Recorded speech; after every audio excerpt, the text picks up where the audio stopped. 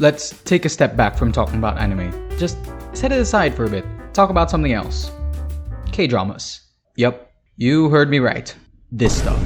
K-dramas are an enigma. For the most part, they're all just corny, cliche copy and pastes of each other.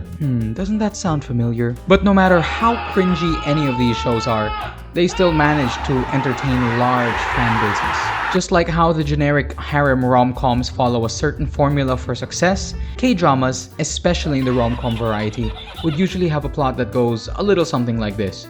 Rich boy and relatively poor girl who cannot stand each other meet. A circumstance arises that gives these two characters a reason to be around each other. They start to grow closer and warm up to each other. Then they all go soon until finally their feelings come out. They start dating. They continue dating. They break up. Then they find out that the two of them had a childhood connection, or at least had a past encounter or something that gives them a sign that they were star-crossed lovers and that they can't give up on each other. They get back together and get married. The end.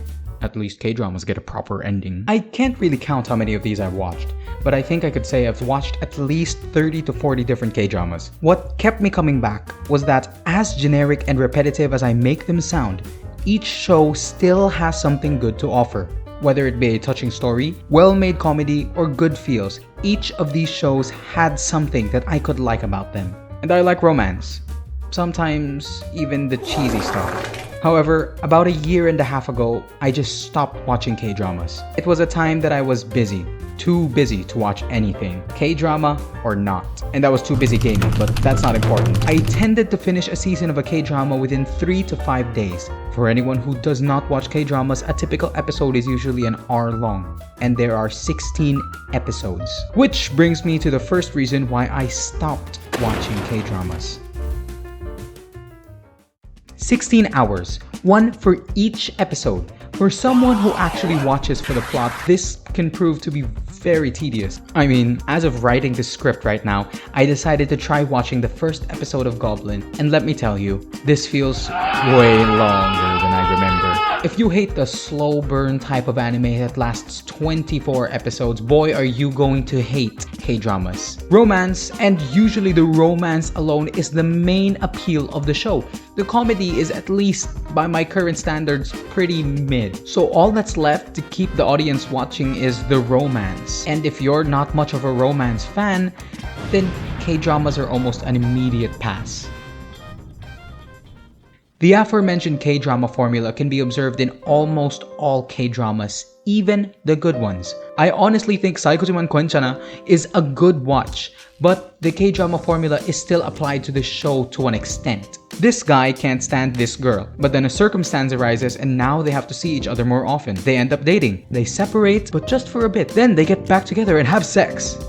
Wait, what? It also has other core characteristics like the connected since they were children kind of thing, but what really sets this show apart is the characters. The characters are well made, well developed, and the actors did a wonderful job playing these characters and making their personalities bigger than life. But for other shows, you can just watch a compilation online or read the synopsis and you'd be able to guess most of the remaining parts of the series. And whatever comes in between may be mildly entertaining if it is at all. There can be a few outliers, but after a while, once all the really interesting stuff has been consumed, you'd be left with more of the mid stuff. So if you've seen one, you've basically seen them all.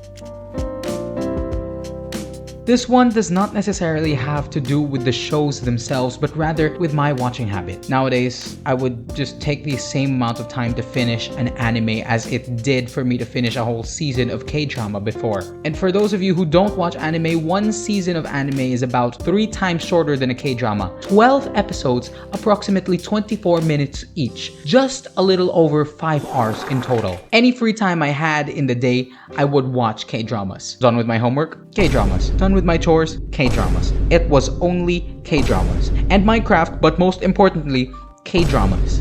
And with a schedule like that, it was only a matter of time before I simply got tired of it. I could no longer bring myself to click the play button or even browse for K-dramas to potentially watch. I was just like an empty shell, waiting for each day to pass, wondering what the meaning of my life was. Where do we go after we die? Why is Yoda green? And most importantly, how does Chica's bow seem to inexplicably levitate on her forehead? Only then did I stumble upon something, and it was magnificent. Yes, that's right. 2D women! The discussion was inevitably going to come back to this, so here we go.